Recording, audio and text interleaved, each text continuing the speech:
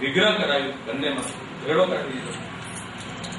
અને જે બે અંગરક્ષક છે આપણા, જે આસુરી મન સામે લડવા માટે બે અંગરક્ષક આપણે ઉભા કર્યા. એક બુદ્ધિનો અંગરક્ષક, એક અહંકારનો અંગરક્ષક. બુદ્ધિનો અંગરક્ષક તનુ છે, બુદ્ધિનો અંગરક્ષક વિત્ત છે, અહંકારનો અંગરક્ષક તનુ છે. એ બે અંગરક્ષક આપણે ઉભા કર્યા લડવા માટે. એમાં જ આપણે ઝઘડો કરાવ્યો, બંને અલગ કરીને. તનુ અલગ, વિત્ત અલગ. તો હવે આપણે મન સાથે લડવું છે, કેવી રીતે લડશું? સમસ્યા એ છે. આ તો મને આપણે પોતાનું સેના હોય એમાં જ ફૂટફાટ કરાવી, એવું છે કે ને? સામેવાળા શત્રુ માટે આપણે સેના રાખી અને એ સેનામાં આપણે જ લડાવીએ છીએ અને આપણે અપેક્ષા એવી રાખીએ કે શત્રુ સામે આપણી સેના લડે. ક્યાંથી લડવાની હતી સેના? આ તો પછી ઇન્ડિયન આર્મી જેવું થાય ને. એવું થયું ને? આપણે કેટલા લોકો ફૂટેલા છે ઇન્ડિયા. તાપવા ત્રાસવાદ કેમ વધી શકે? ઊંઘમાં અંદર ફૂટેલો તો શું થઈ શકે?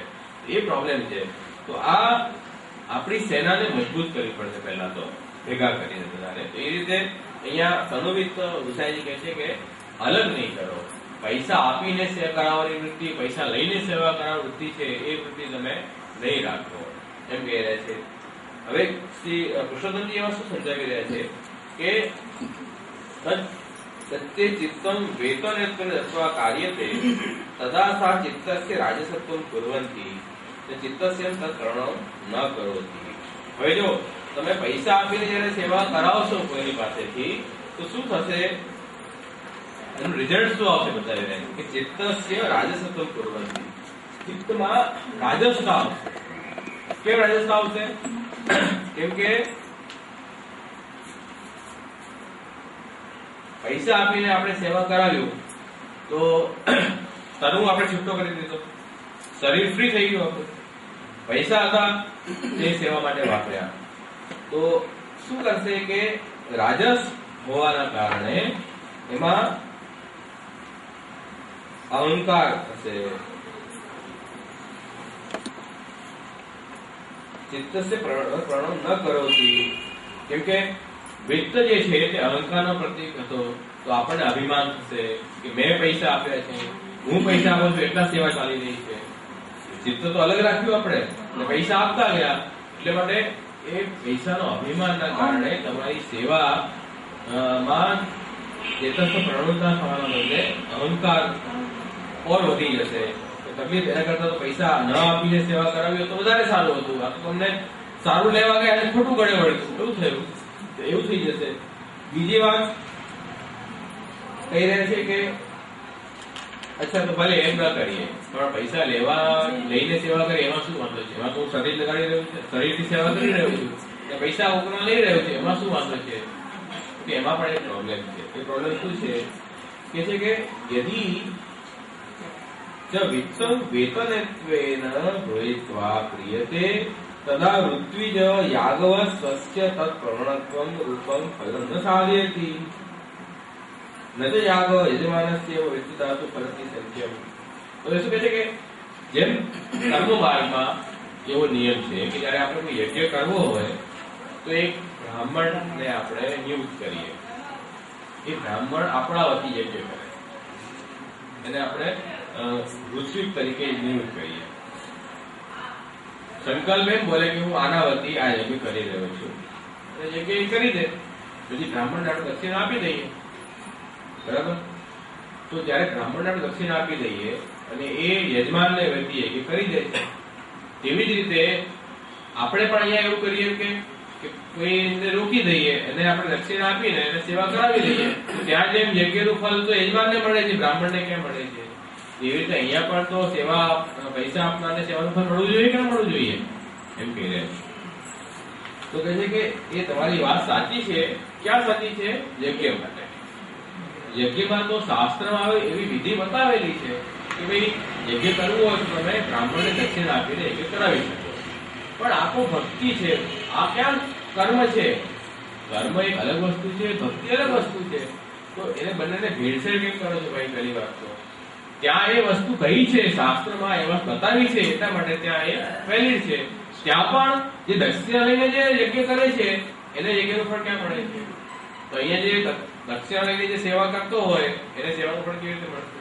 એને તો એક્સેપ્ટ કરી લીધું ને. એને શું કર્યું? સેવાના બદલામાં પૈસા લઈ લીધા તો સેવા તો એક્સચેન્જ થઈ ગઈ, તો હવે એને ફળ કેવી રીતે મળશે? એટલા માટે અહીંયા ત્યાં કર્મ માર્ગમાં પણ સેવા ફળ નથી મળતું, તો ભક્તિ માર્ગમાં ક્યાંથી મળશે? તો ભક્તિ હોવાના કારણે અહીંયા એ પણ નથી મળતું. કે અહીંયા એક વાત સમજો કે જયારે આપણે ફલરૂપ સેવા કહી રહ્યા છીએ, તો જેમ આપણને કોઈ પિક્ચર બહુ ગમતું હોય તો આપણે એમ કહીએ કે કોઈ એમ કરને કે આ પૈસા લઈ જા, મારા બધે તો પિક્ચર જોઈ આવ.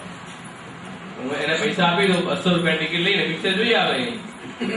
તો હવે એ પિક્ચર જોઈ આવે તો એમાં અને પાછું પકડી એવા ને કે એને પિક્ચરમાં રસ ન હોય, પાછું એવાને આપણે પકડ્યો હોય તો ન આપણને ફાયદો થયો ન પેલાને ફાયદો થયો, એવી સ્થિતિ થઈ ગઈ ને. તો આવી રીતે જોવાથી જે ફલરૂપ વસ્તુ છે એને પૈસાથી કેવી એક્સચેન્જ કરીશું?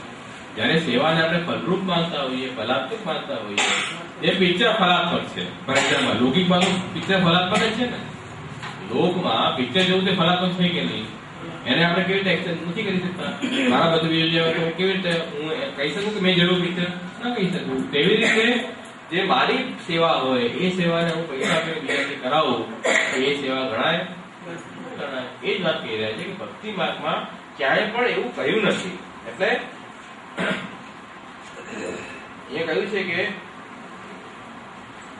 તત્ર તો ઋગ્વેદ દક્ષિણા વર્ણાદિવત અત્ર તદ્દાને ભક્તિ માર્ગે ભગવતા અનુક્તત્વાत् અત તથા ન કાર્યમ કિંતુ ભગવત ઉક્ત રીત્યા એવ કાર્યમ. ભક્તિ માર્ગમાં એવી રીતે પૈસા આપીને સેવા કરાવવું એવું કોઈ વિધાન ક્યાંય શાસ્ત્રમાં નથી. કર્મ માર્ગમાં યજ્ઞ માટે નિયમ ભલે હશે, ભક્તિ માર્ગમાં ભગવાને ક્યાં એવી આજ્ઞા નથી આપી કે આવી રીતે કરાવી દેવું. ભગવાન તો ટાઈમ કહી રહ્યા છે કે ભક્તે પોતે નવવિધ ભક્તિ કરવી જોઈએ, કથા શ્રદ્ધાપૂર્વક સાંભળવી જોઈએ, સ્મરણ કરવી જોઈએ. ભગવાન કહે છે કે મારી સેવા પૂજા માટે પોતાનું સુખનો પણ ત્યાગ કરીને અને ભગવાન કાર્ય કરવા, એવા બધા ભગવાને ઉપદેશ કર્યો છે ભક્તિ માર્ગમાં. આવું નથી કહ્યું કે આવી રીતે પૈસા આપીને કરાવી લે સેવા તો એ મારી ભક્તિ ગણાશે, એવું ક્યાં ભક્તિ માર્ગમાં કાંઈ કહ્યું નથી. આ ક્યાંની વાત તમે બધી ચાલુ થઈ ગઈ છે? આ બધી વાત ભક્તિ માર્ગની વાત નથી. હા, કર્મની વાત હશે, પૂજા માર્ગની વાત હશે. પૂજા માર્ગમાં એવું છે કે દક્ષિણ આપીને બ્રાહ્મણથી આપણે પૂજા કરાવી લઈએ, એ મર્યાદા માર્ગમાં એ વાત છે. પણ પુષ્ટિ માર્ગમાં આ વાત ક્યાંથી આવી ગઈ? મર્યાદા માર્ગમાં તો પોસિબલ છે એ વસ્તુ. જેમ યજ્ઞમાં આપણે દક્ષિણ આપીને યજ્ઞ કરાવીએ તેવી રીતે દેવની પૂજા પણ દક્ષિણ આપીને બ્રાહ્મણને દેવની અર્ચન કરાવી લઈએ. જે મર્યાદા માર્ગનું મંદિર હોય ત્યાં રીત પ્રચલિત છે, દેવનું અર્ચન થાય દક્ષિણ આપીને. પણ પુષ્ટિ માર્ગમાં તો આપણે અર્ચન આવી રીતે પૂજા સાધન માર્ગે કરી છે. પૂજા માર્ગનો મતલબ શું છે કે આ સાધન છે, ભગવાનની પૂજા કરાવી એક સાધન છે, તે ફલ નથી. ફલ શું છે? આનાથી મને મોક્ષ મળશે. આ હું આવી રીતે પૂજા કરાવીશ, અર્ચન કરાવીશ, એનાથી મને મોક્ષ મળશે, એ ફલ છે. ભક્તિ રીતે વાત જ નથી. તો ભક્તિ માર્ગમાં તો આવી કોઈ પદ્ધતિ ક્યાંય બતાવવામાં નથી આવી. આ મનથી પદ્ધતિ તમે ક્યાંથી કાઢી ભાઈ? એ કહે છે તમે અમે તમને રાજભોગના પૈસા આપી દઈએ, તમે રાજભોગ ઠાકોરજી કરે દો, અમે તમને પલ્લાના પૈસા આપી દઈએ, તમે પલ્લા જોડાવી લેજો. આ બધી રીત ક્યાંથી આવી ગઈ? કોણે આ પકડ શોધે છે? ક્યાંય બતાવવામાં તો આવ્યું નથી. નથી ભાગવતમાં બતાવ્યો, નથી ગીતામાં બતાવ્યો, નથી મહાપ્રભુજી બતાવ્યો, નથી ગુસાઈજી બતાવ્યો. આ બધો પ્રકાર આવ્યો ક્યાંથી? હવામાનની ટપક્યું ક્યાંથી આવ્યું? મહાપ્રભુજીએ શ્રીનાથજીમાં સેવામાં બંગાળીઓ રોક્યા.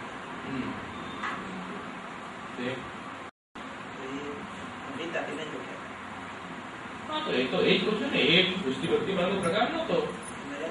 મર્યાદા માર્ગો બ્રહ્મસમૂહ ક્યાં આપ્યું હતું? આપ્યું તો બંગાળી બ્રહ્મસમૂહ નથી આપ્યું. ત્યાં શું લખ્યું? દેવાલય કી રીતિ યહાં રાખની હતી. દેવાલય રીતિ એટલે શું? પૂજા માર્ગ, પૂજા સુધી. મહાપ્રભુજી તો બંગાળીને સેવા સોંપીને આપ તો આગળ વધાર્યા. મહાપ્રભુજી રોકાયા બી નથી ત્યાં. કેમ કે શ્રીનાથજીની સતતની ઈચ્છા એવા હતી કે મારે લોકમાં પૂજાવું છે, પૂજા માર્ગ કરવું કરાવે શ્રીનાથજી. તો એ પૂજા માર્ગ હતો. પાછળથી બ્રાહ્મણો બદલ્યા છે, પછી બદલ્યા છે. પછી શ્રીનાથજીની ઈચ્છા થઈ કે નહીં હવે મારે આ રીત નથી કરાવી, પછી બદલાયું છે આગળ જઈને. એ તો શ્રીનાથજીની ઈચ્છાથી સ્વતઃ એવું થયું છે ને. આપણે જે ઠાકોરજીને ખુશ કરીએ છીએ એ તો પુષ્ટિ માર્ગ પ્રમાણે ખુશ કરીએ છીએ. મહાપ્રભુજીને શાસ્ત્ર છે એમાં ક્યાં એવું આવે છે કે મહાપ્રભુજી એવી રીતે સેવા લીધી હોય કરી હોય ક્યાંય નથી આવ્યું. શાસ્ત્રો માટે ક્યાંય નથી આવ્યું. કેમ કે ગુસાઈજી પોતે સ્વયં પોતાના ઘરમાં સેવા કરતા હતા. શ્રીનાથજીનો પ્રકાર જેવો હતો તેવો બીજા સ્વરૂપના પ્રકાર એવું ક્યાં દેખાય છે? ક્યાં નથી દેખાતું. કેમ કે પુષ્ટિમાર્ગનો પ્રકાર જ નથી. એ પ્રકાર શ્રીનાથજી પોતાની સતત ઈચ્છાથી એ પ્રકાર સ્વરૂપ થયો હતો. તો ભગવાનની ઈચ્છા બની હતી. ભગવાનની ઈચ્છા હોય જે રીતે કરવાની એ રીતે રહે. એમાં આપણે શું કરી શકીએ? આપણે તો પ્રભુની ઈચ્છા પ્રમાણે કરવું. એ ઈચ્છાની પ્રગટ થવી જુદી વાત છે. અને આ ભક્તિમાનની મર્યાદા છે. એટલે આપણે પ્રભુની ઈચ્છાથી જે થયું હોય એને આપણે અનુસરવું એવું કઈ જરૂરી થોડી છે. પ્રભુની ઈચ્છાથી એ પ્રકારથી ઈચ્છા લેવાની હતી તો કરીએ આપણે. પણ પુષ્ટિ માર્ગની જે પ્રણાલી છે એ પ્રણાલી મુજબ આપણે સેવા કરી.